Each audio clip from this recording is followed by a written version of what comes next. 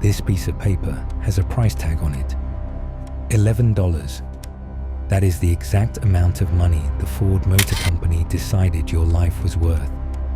In 1973, a secret document leaked from the highest levels of Ford. It wasn't a blueprint. It wasn't a marketing plan. It was a math problem. The engineers asked a simple question: is it profitable to let our customers burn to death? And the answer on the bottom line was yes. They called it the Pinto Memo.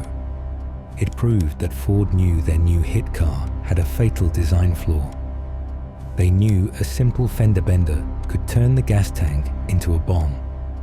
But they didn't recall the cars. They didn't warn the public. Instead, they calculated that paying off the lawsuits for 180 fiery deaths would cost less than the $11 plastic shield needed to save them. This isn't just a story about a bad car. This is the story of the moment a corporation decided that human life was just another line item on a spreadsheet. And it all started with a CEO who was desperate to beat Japan, no matter the body count. To understand why this memo exists, you have to understand the war Ford was losing. In 1970, American roads were ruled by massive gas-guzzling tanks. But a new enemy had just landed on the coast. Japan, Honda, and Toyota were invading the market with cars that were smaller, efficient, and reliable. Ford wasn't just losing sales. They were bleeding prestige. They needed a weapon to fight back, and they needed it yesterday. Enter Lee Iacocca. He was the rock star executive who built the Mustang, and he wasn't going to let Japan win. He demanded a new car that would crush the imports. He called it the Pinto.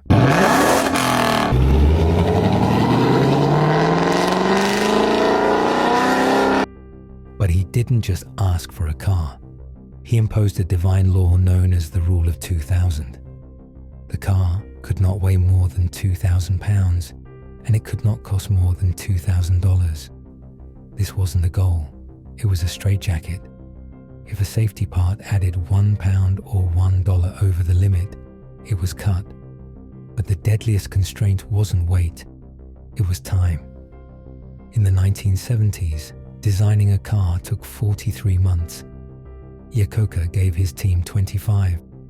It was the fastest production schedule in automotive history. Engineers were building the machine tools for the factory floor before the car's design was even finished. There was no time to test, no time to fail, and definitely no time to redesign. When engineers tried to raise red flags about the danger, the culture at Ford silenced them with a single, chilling mantra: safety doesn't sell. The Pinto wasn't built by engineers, it was built by a deadline. If you strip away the paint and the marketing, you find a machine that was engineered to fail. The design team made a critical choice to place the fuel tank behind the rear axle, but in front of the bumper. This turned the back of the car into a crush zone. In a normal vehicle, the trunk absorbs the impact. In the Pinto, the gas tank absorbed the impact. But bad placement wasn't the weapon. The weapon was the differential housing. Directly in front of the gas tank, there were exposed bolts on the rear axle. They were sharp, unshielded, and aimed backward.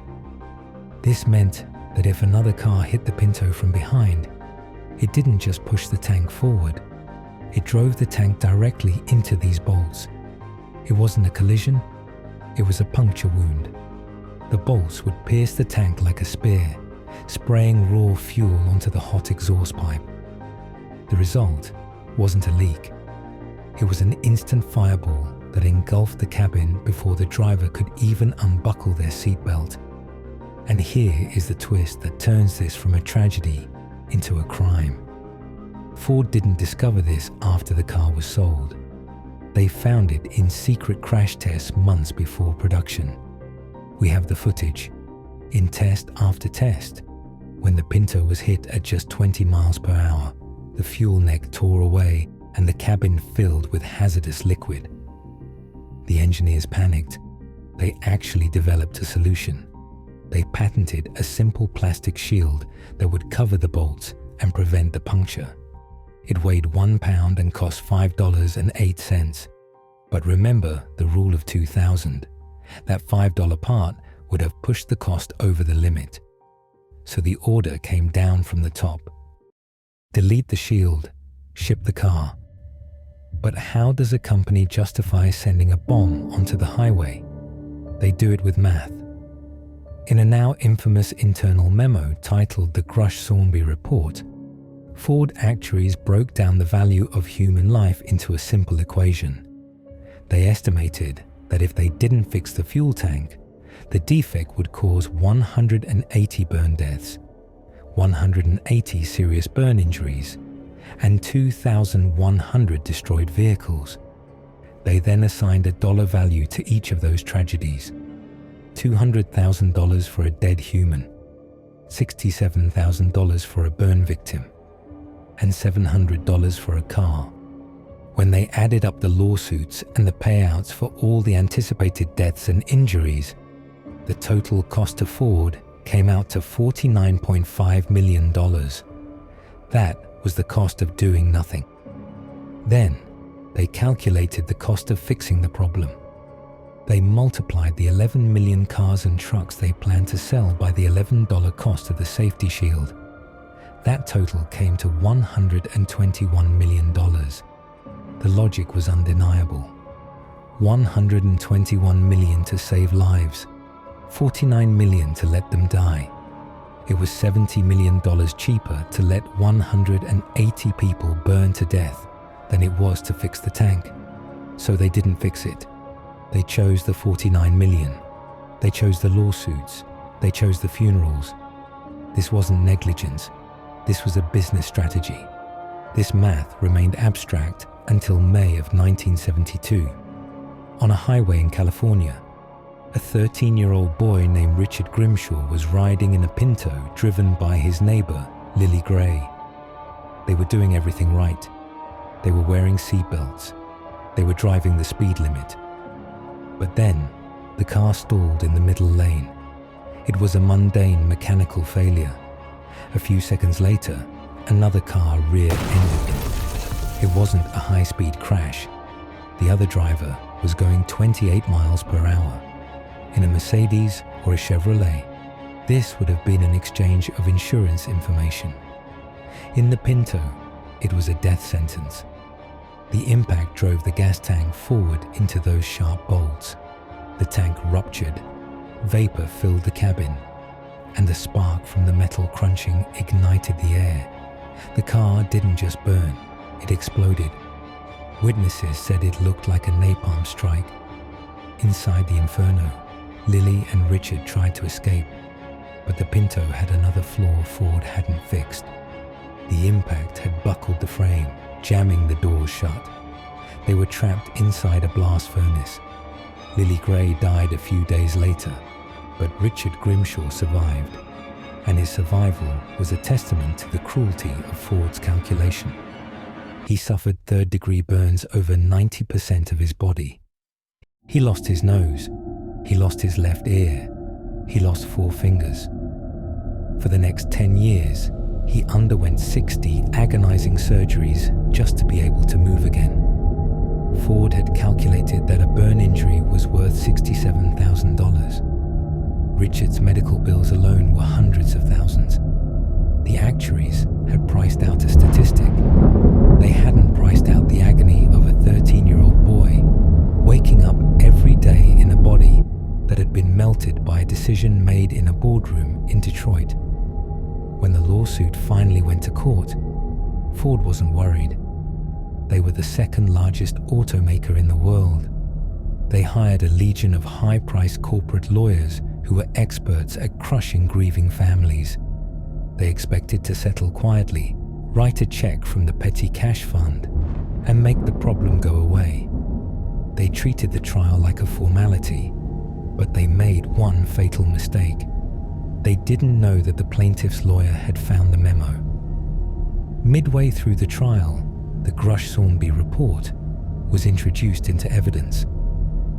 The courtroom went silent. The jurors weren't looking at engineering diagrams anymore. They were looking at the price tag Ford had put on Richard Grimshaw's life. The defense team tried to argue that this was standard industry practice, just cold, hard logic. But the jury didn't see logic. They saw murder. The verdict wasn't just a punishment, it was a message. The jury awarded the plaintiffs $3 million in compensatory damages. But then, they dropped the hammer. They slapped Ford with $125 million in punitive damages.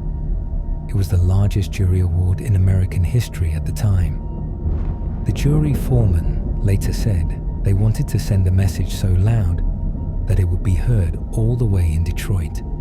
We will not let you buy the right to kill us. Ford paid the fine. They recalled the cars. But the legacy of the Pinto isn't the explosion, it's the equation. The formula they used to price your life didn't disappear when the last Pinto was crushed. It just got a rebrand. Today, it is taught in every major business school in the world. They don't call it the Pinto Memo anymore. They call it risk management. Every time a pharmaceutical company calculates the cost of a side effect versus the profit of a drug, they are using the Grush-Solmby report. Every time an airline decides how often to inspect a bolt, they are running the same math Lee Iacocca ran in 1970. The logic that burned Richard Grimshaw is still running the world. And right now, there is a spreadsheet in a skyscraper somewhere that is calculating the cost of your safety.